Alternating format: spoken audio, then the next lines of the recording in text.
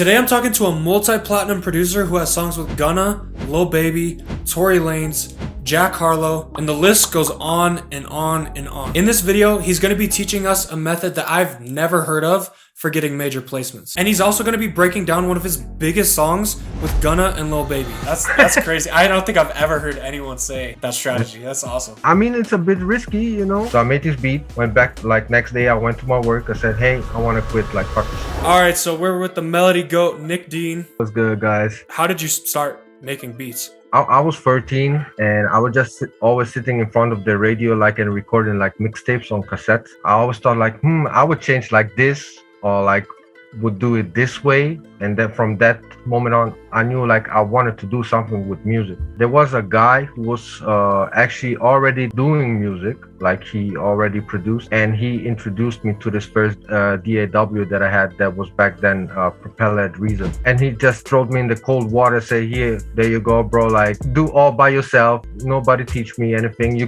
couldn't like YouTube or Google shit because there was no YouTube or Google, you know? I just started learning it and fell in love with it. You've been doing it for a minute then. Bro, I'm 32 now. Yeah, I'm 32 now. Yeah, as I said, I started with 13, so. Damn, it's been like 20 years in the making. Yeah, facts, bro. Before you became a full-time producer, did you have a job or anything like that? Yeah, my job was like selling computers.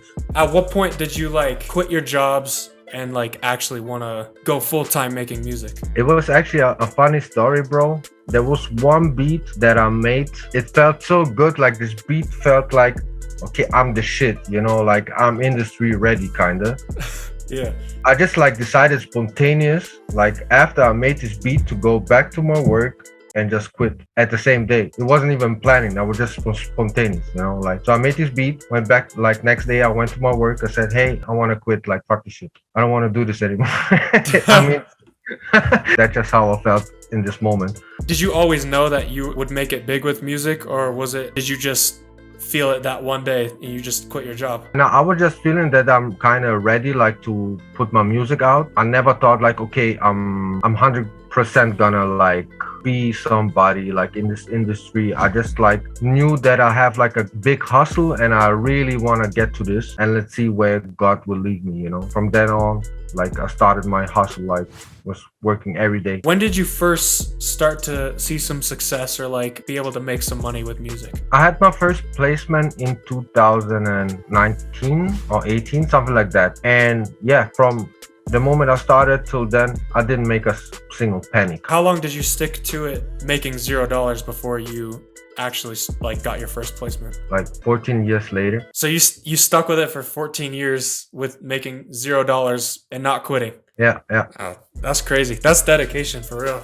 I don't know if I would have been able to do that. Well, I think it's safe to say now that you definitely have made it and you're working with like the biggest artists in the industry. Do you think that we could break down probably my favorite song that you've done is 25K Jacket by Gunna and Lil Baby? Yeah, of course. We can break it down. Bet. I'm pushing P, that's my favorite alphabet. She let me do as I please on my alphabet. I will be honest though, you will probably be disappointed how simple this project actually is. I started with this plugin from Philharmonic, Miroslav. It just plays this pattern.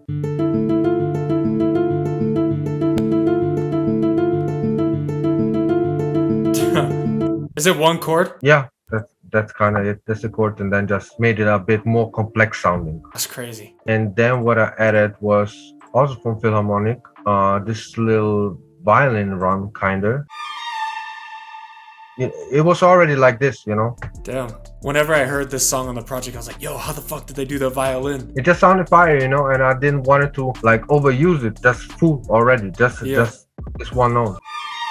So, and from there, another Miroslav, there was some cellos, like tremolo.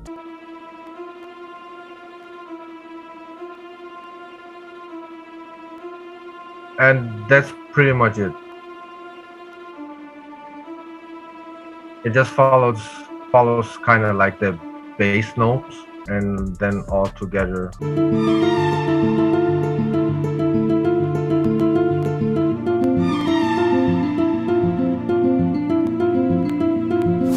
that's pretty much it. Would you agree that the more simple the loop is, the more likely it is to get placed? 100%. And I'm trying like to keep it as simple as possible. If I have like the chords, they sound cool, I'm actually done with the sample. I'm not touching it anymore. Once you had the loop done for this song, how did you end up getting it to Wheezy? Oh man, I actually like didn't even know that Wheezy has this pack. I remember my manager told me like, hey, make a pack for Wheezy, and I did it, but never heard anything after that anymore. So I sent it to my manager, and then I heard about it like 3 days before the album dropped, that we actually got one. But I was sending him the sample like 1 year ago. So how'd you find out that you guys had one? Wheezy texted me on Instagram. I woke up, it was like 9 a.m. or something, and I saw like text from Wheezy, like he was just saying, yo, just this message, bro. It got me like brain fucked because I wanted to know so bad what's up, you know, and we have such a huge time difference. He's probably sleeping, so I had to wait for a couple like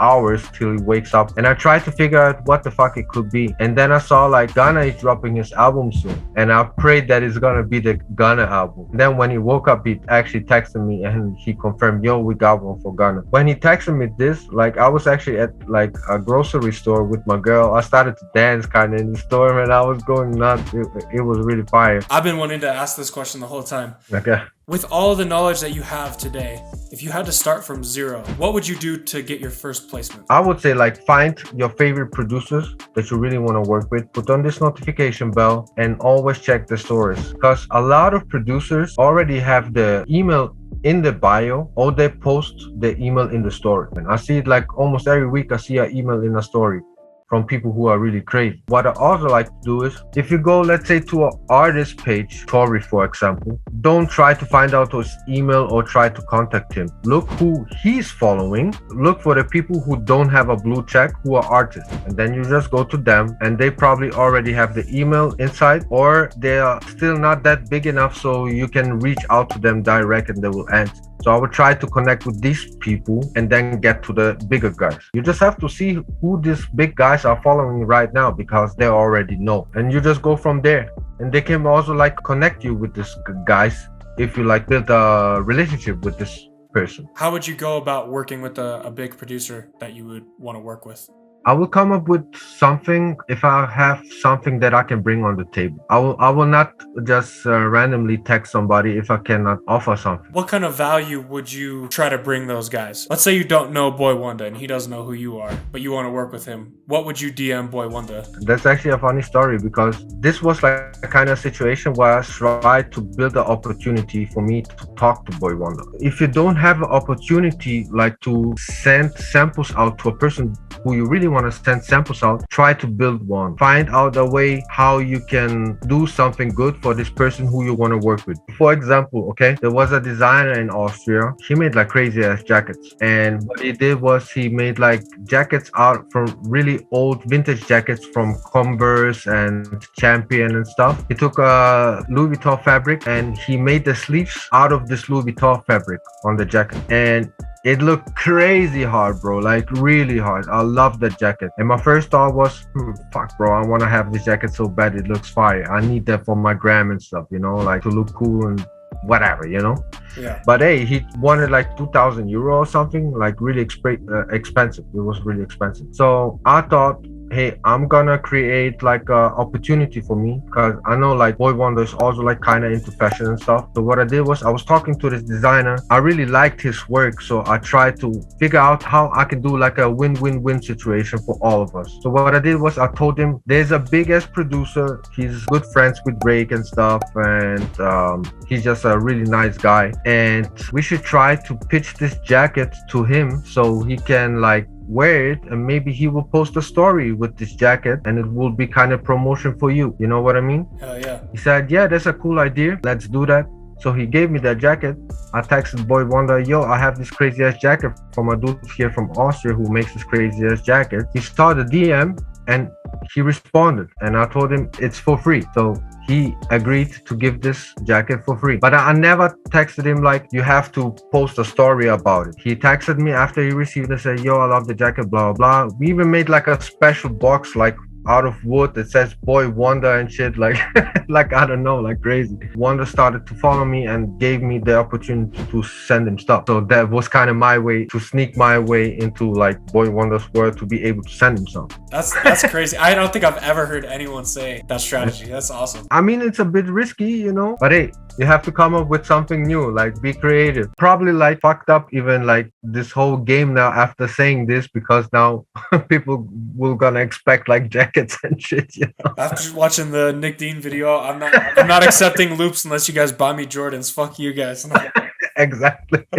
Also, like if I want to send stuff to, I don't know, let's say Travis, I would try to figure out who his engineers are or who are the executives who are with him right now, and then just offer them like a higher percentage if they play it for him. Like I even offer them like a part of my advance just to get my feet into this door. Man, offer money. You know, people don't do this. I would offer like 300 euro just for him to listen to my stuff, but only if I'm like really sure about my music. And I feel like the first step to all of this that a lot of people like to skip is like get good at making music. They've been making music for 6 months and like, how do I get a song with Lil Baby? And it's like, bro, like just work for 5-6 years getting good. Don't not try to make money at all for that long, but like don't expect stuff to happen when you haven't put in the work for it, you know? Yeah, I totally agree, bro. Shit, after seeing the 25K jacket, I want to make some like guitar Gunna type shit with you. So you think that we could like make a collab loop? Yeah, of course, bro. Okay, so what I did here was a chord that is kind of like just broken into like smaller parts. This time I used this bank from Omnispace, from this new Sonic extension. It's pretty cool.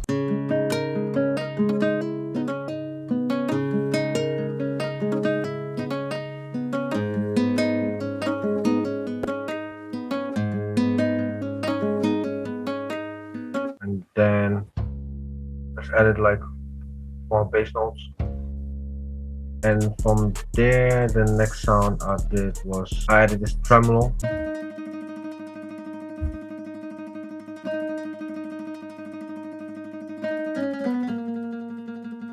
and then this small part here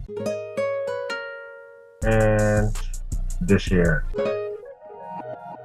just to add some texture. And then the whole thing sounds like this. While I'm getting that started loaded up, I wanted to tell you guys about something crazy I've been working on. Sometimes upgrading your sound as a music producer can be super expensive. So I wanted to give back to you guys, and I just put out a crazy multi-kit for only $5. This kit has all the sounds that you'll need to make some crazy beats. It's got one-shots, loops, midis, analog lab presets, live flute and violin phrases, and more. I'm gonna be using this kit on the starter that Nick just sent back, so let's get into that. All right, so we got this starter from Nik Dean.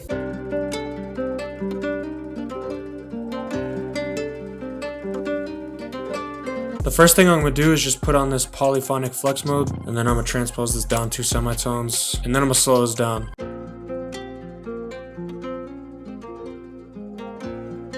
That's fire. Yo, I'm thinking some flute would sound crazy on this. Let's try this one. We'll put this in the right key.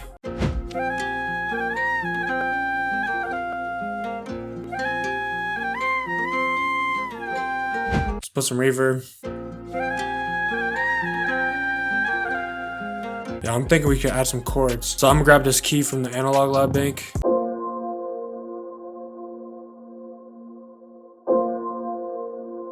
Yeah, it's nice and ambient. I think I'm gonna layer those chords, so I'm just gonna grab this pad right here.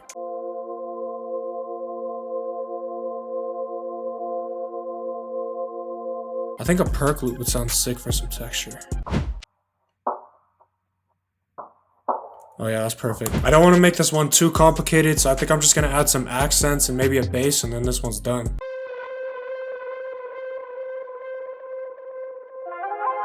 Yeah, that's gonna be fire.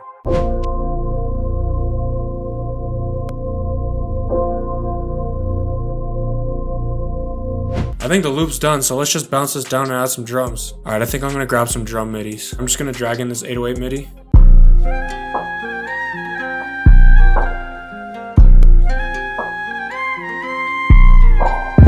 That's fire. Now let's drag in a hi-hat MIDI.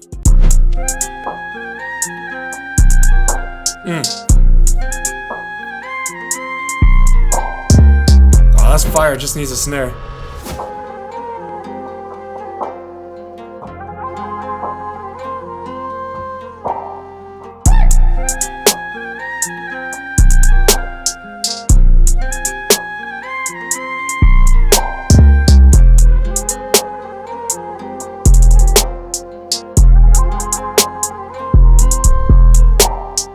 If you're interested in getting major placements, you're also probably interested in making money. So check out this video right here where I talk about how I've made $600,000 selling my beats online.